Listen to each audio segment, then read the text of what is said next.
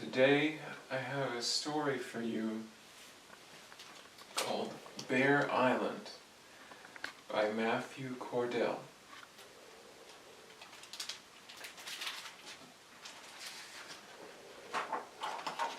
Here's a picture of a ball.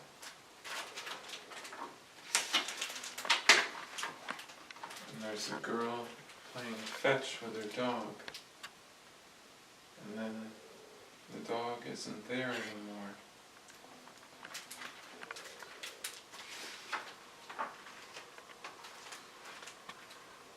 And there she is putting away all the things that belong to the dog.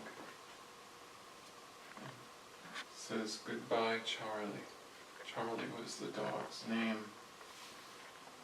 And there she is hugging her family and holding the box full of Charlie's things.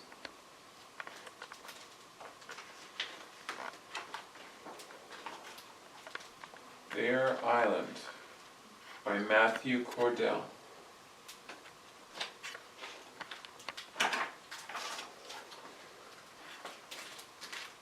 On a lake there was a house. There was Louise, Mom, and Dad.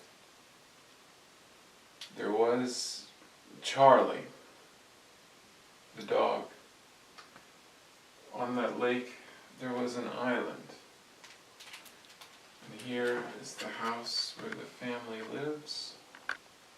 Here is the island on the lake.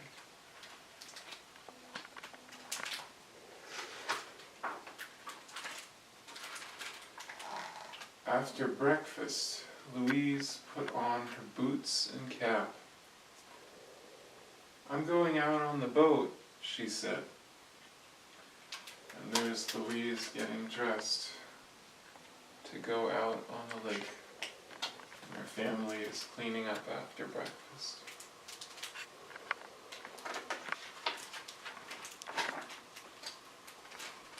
Louise thought about Charlie, her dog.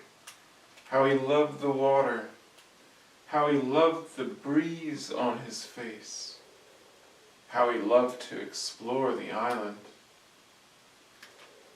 And now she's rowing out towards the island alone, without her friend Charlie. And there it is.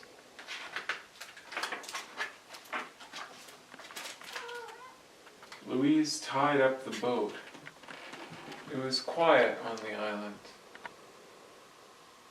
She looked around. After a long time alone, "Oh, well, hello! This is our friend Luna. Thank you for joining me." "Thank you." After a long time alone, she picked up a stick and thwacked a tree. "I'm leaving," she announced.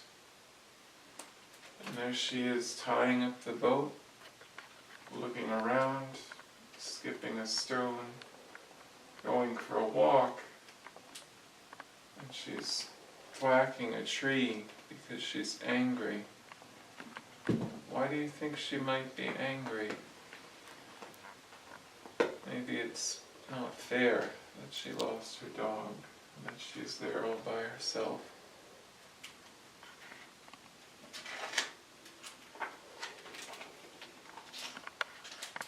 And suddenly, all around, there were butterflies, circling, flying, flitting about. A chipmunk came to investigate. And right after hitting the tree, there's butterflies just swarming.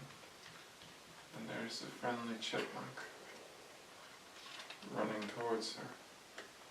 The chipmunk's interested in the butterflies too.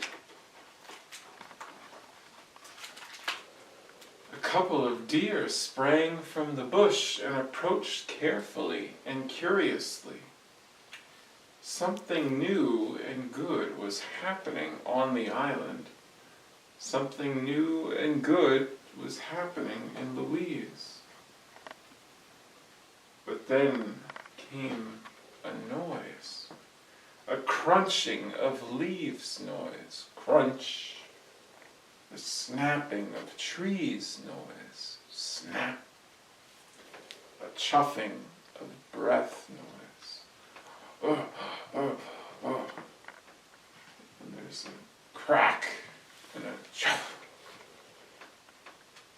And there's Louise saying hello to the deer who have sprang from the bush to see the butterflies also. And the chipmunk has climbed on top of Louise's shoulder. What do you think that noise might be? Is there an animal that breathes heavily?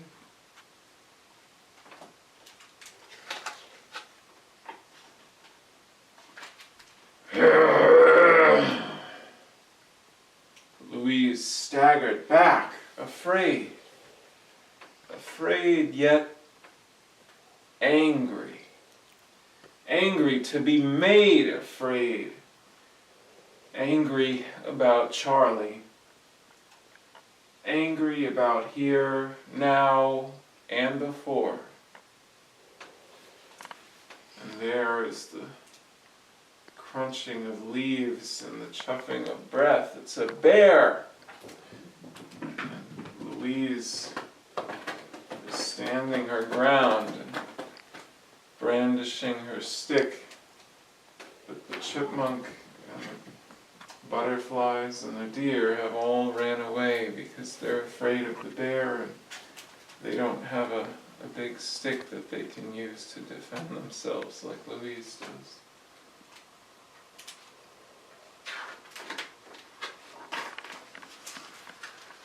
Roar! And Louise is roaring even louder than the bear.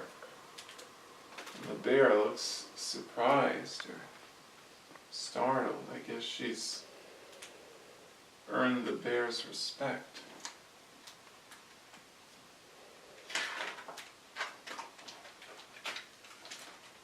The bear sank down to the ground.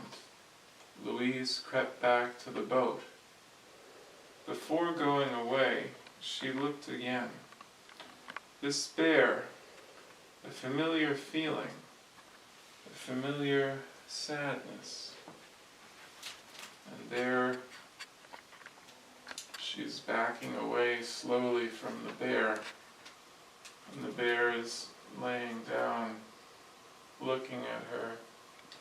I wonder what it is about the sadness and the bond between Louise and the bear that is the familiarity. Maybe the bear is also feeling lonely. The bear looks very sad, a very soft expression there, whereas before the bear was roaring. It now looks like the bear could also use a friend.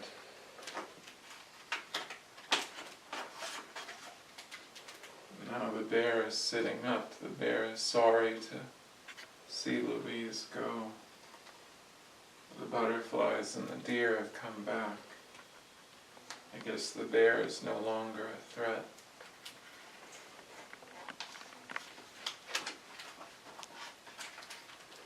The next day and the days after that, Louise returned to the island.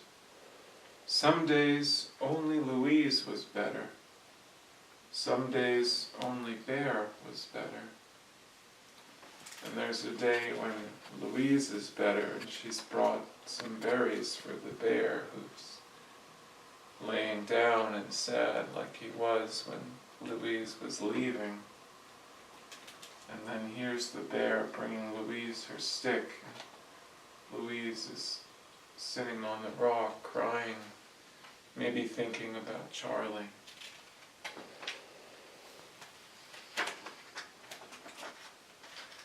Then some days, and more days, both Louise and Bear became better together. They were changing on the island. And there's Louise rowing out, and they're wading in the water together and going for walks. spending time with other animals and playing, and more they're smiling together.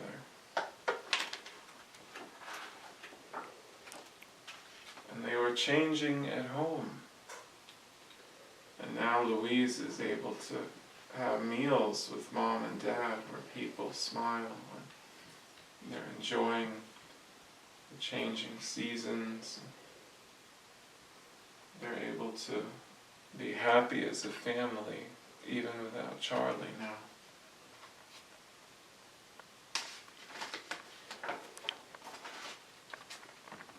Winter was coming.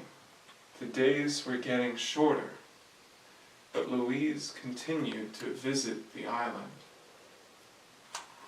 Until one morning, Bear was not there. She searched everywhere.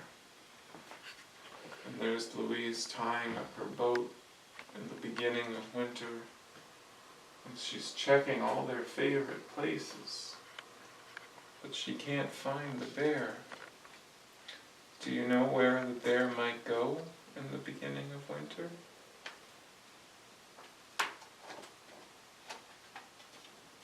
At last she found him, preparing in his den, ready to bed down for winter. "Don't go," Louise begged. But it was time for Bear to sleep. And there she's found Bear in his home, because bears hibernate during the winter.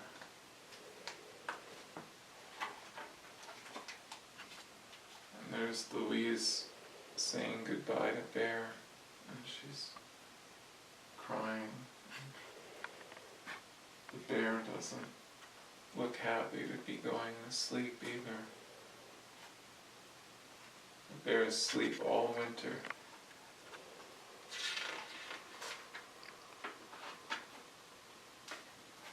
Goodbye, Bear. She's left her stick behind. And as she was rowing back home, "It's not fair," thought Louise. It's not fair that after making a new friend, she has to lose him again.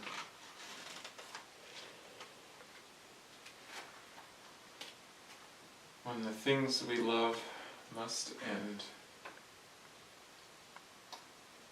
And there she's saying goodbye to Charlie again at Charlie's grave.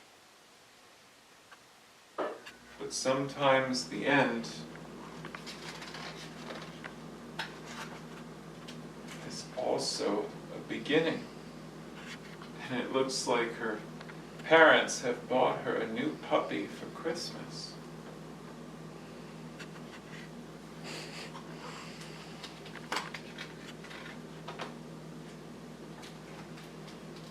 On the first warm day of spring, Louise and Millie took the boat to the island. Millie did not love the water. She did not love the wind in her face. But she did love to explore. They searched everywhere for Bear, but he wasn't there. Had he ever been? Louise thought for a while. Then she rowed the boat back home. And there's Louise and Millie, her new dog, going to all of her favorite places, checking the empty den. But in the end, maybe the bear was just part of her imagination. There's no sign of him.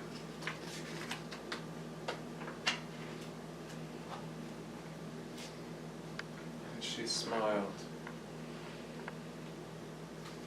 And that is the end of the story. And I think the meaning of this story is that sometimes the good things in our lives will come and go, But every time we lose something precious to us, sometimes something new will take its place very soon. Thank you so much for listening to me. My name is Eben from the Air Library, and I would also like to thank Miss Amy and all my friends at the Air Library who make these videos possible. I'd also like to thank my mother, who's the person behind the camera. And if you'd like to see more videos like this one, you can go to http://www.facebook.com/theairlibrary/videos. I'll see you next time. Bye.